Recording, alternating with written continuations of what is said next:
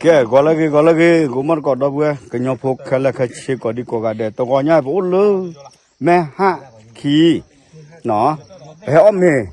và cái thằng mi mưa mà thì là vào đây cái cha tôi mua có là bỏ lúa và tôi vào tập cái mỏ cô ta này tê ta bút từ phá phá mưa này mi cái mưa đâu mà lo tôi gọi nhau họ đi lơ ta lúc khôi và qua ta chỗ ta này nó có là view này cái gì mà này ta cái tui an đi à nó ta tui an cô ta này bờ bao quạt pia tại hè đi bờ cái thi về đó bờ tây ra này nó bờ cái qua về đó ta đồ tệ bác à coffee bờ máu coffee đó bờ cái tỏ kia cái tỏ ra à cái lục tập pia na cô này bờ cái thi ban này nó có lơ mưa thoát chiều phù khai ta cái tui ra nên đó phù lơ ta có cơ ta khai này số là lớp qua cái nhỏ này khó chịu thì qua chi là mê về ra ta có nó về ra cho được tốt xinh nha là bắt đầu vừa khăn thọ lịch tơ ro hôm nay là đi qua đâu vừa là cái cầu view nó cho tới khi pa được lưỡi cả nha ok vừa mà có đọc bù về về pa ở lưỡi bắt thì bà sẽ ta ở lưỡi thì bù đã khi đổ mà ta làm gì về cái qua là cà phê nó coffee đó ta hà lúc quay lo ta cái tỏ kia cái tỏ qua cái đó để ta có mua được phép nhà gì cái to nhau thì ok mà có đó vừa cái qua thu coffee nó coffee còn khỏe về đó mới khỏe về bữa nhiều là giờ này ta thầy người ta cái cho có lục là ta bí nó đọc làm gì bao giờ thằng nào kia ta hay nửa người và thế đủ là về thôi đấy ta hạ lúc quê hay coffee quê đây cái mấy người ta đủ ta tệ và ba hạ phải lo lại cái nào và ta bê đâu mà là tệ phải đừng nên đọc quê đi tệ phải đây ta chủ khám mà phụ hình đấy bà muốn giáo chủ ở đây lưỡi cầm mà là lưỡi để ra rất nhiều tiền nó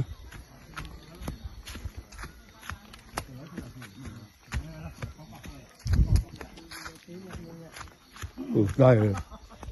cho bài mấy ta cái bài bị đâu mà thấy bà khó rồi ta bị ta bà cái này là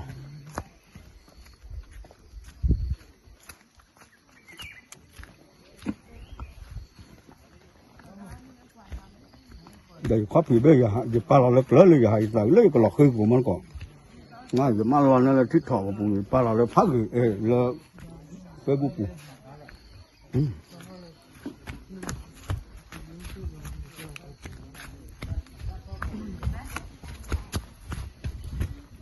hôm qua mấy cái đến này đưa hàng về xe vào tao lo cho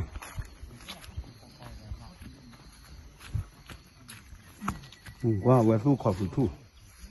cà phê thu lỡ xe qua là cho nên cái áp quê đi đi rồi giờ tên bêu vì khi kia bảoว่าcái khi đi tài chính rồi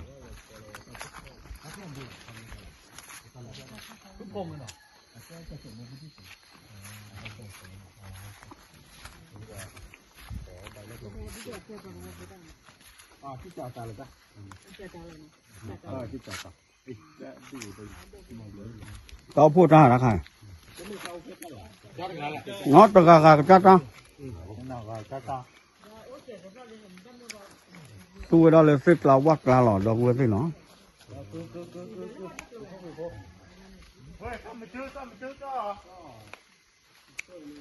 tao lo đi với mấy cái đó bị nó hít cho tao là bị đổ à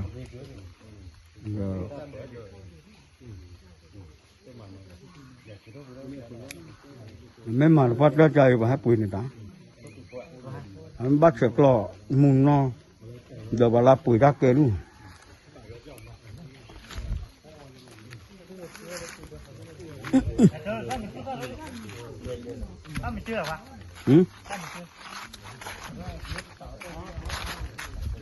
cà phê là bà tu là thích là quắc là cái cái giờ bắt phải lo phát thịt bự trăm kg thu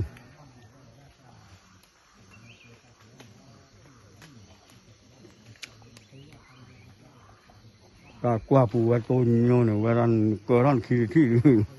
ว่าเราหาจะซื้อว่าหรือครอบผีก็บ้ากี่โอ้แล้วก็ว่ากลายจะละว่าคือเดี๋ยวเราก็ว่าปู แต่ปุ๋ยด้านในถ้าปลาระบบก็มาเอาว่าดิ ไปด้วยนะตลอดพี่ว่าโปรเจกต์นี่แหละความระดับความสูง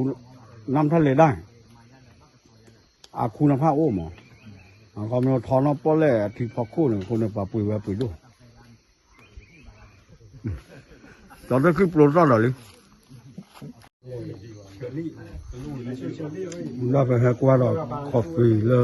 ว่าคือเวลาหน่อยตั้งค่ายโพลหัวมันก่อนวัวเวลาโพมาไว้รับที่เดียวกาแฟโพว่าเอาเดี๋ยวก่อเวลาเว จริงๆก็เลยเนี่ยแกที่ลงต่ำเนี่ย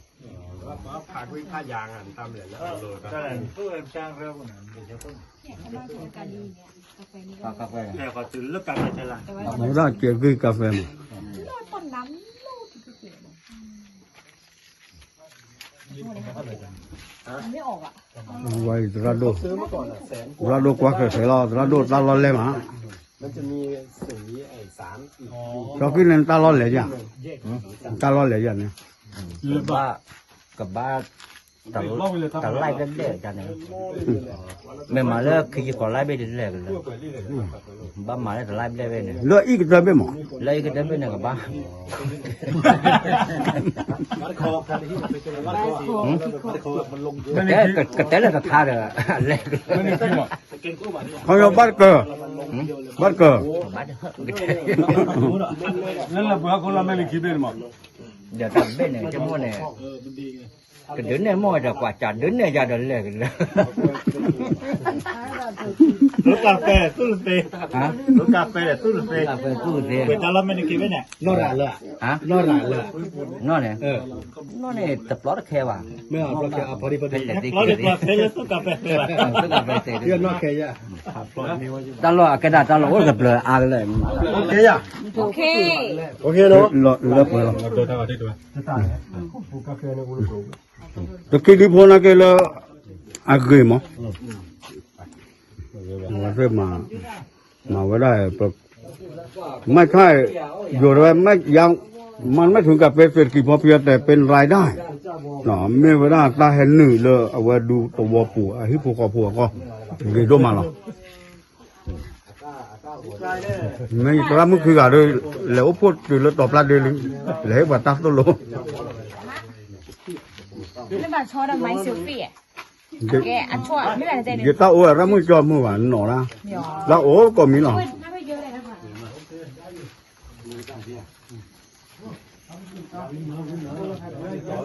มาเราไปรออีกเดี๋ยวกว่าที่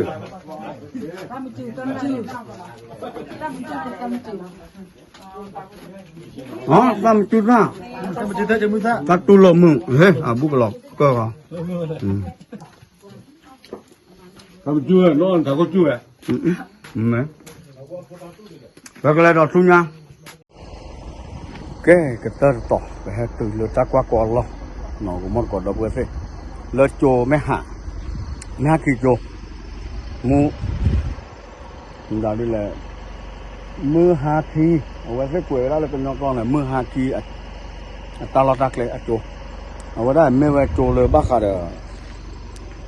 จบป่ะปื้มมือเนาะไปเลยกว่าเราว่าตาอุตส่าห์เอาไว้ก็เต็มมาแล้ว